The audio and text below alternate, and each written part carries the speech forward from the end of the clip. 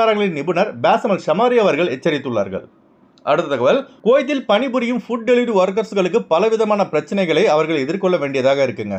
ஒரு பக்கம் பார்த்தீங்கன்னா வேலை செய்கிற இடத்துல ப்ரெஷர், இன்னொரு பக்கம் ஃபுட் டெலிவரி பண்ணுற இடத்துல பிரச்சனை. இந்த பிரச்சனையெல்லாம் தாண்டி தான் 4 காசை சம்பாதிக்க வேண்டியதாக இருக்குங்க. இப்போ ஒரு சம்பவம் பார்த்தீங்கன்னா அல் ஜஹரா ஏரியாவில் நடந்திருக்கு.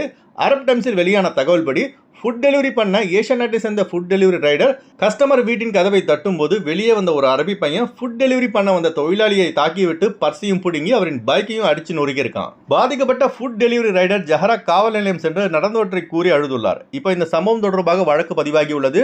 ஃபுட் டெலிவரி பண்ணுற வேலை ரொம்ப கஷ்டமான வேலைங்க. கஸ்டமரில் பல பேர் நல்ல விதமாக நடந்தாலும் ஒரு சில பேர் இப்படி செஞ்சுட்டு தான் இருக்கானுங்க. என்ன செய்யறது, தலையெழுத்துன்னு கோயத்துக்கு வேலைக்கு வந்துட்டோம், தப்பியோட வழி கிடையாது. பிரச்சனைகளை சமாளித்து தான் சம்பாதிக்க வேண்டியதாக இருக்குது. நானும் தலபாத்தில் 3 வருஷம் ஃபுட் டெலிவரி பண்ணுற வேலை செய்ததால் ஃபுட் டெலிவரி ரைடர்ஸ்களுடைய வழி எனக்கு தெரியுது. அடுத்த தகவல், வளைகுடா நாடான ஒமன்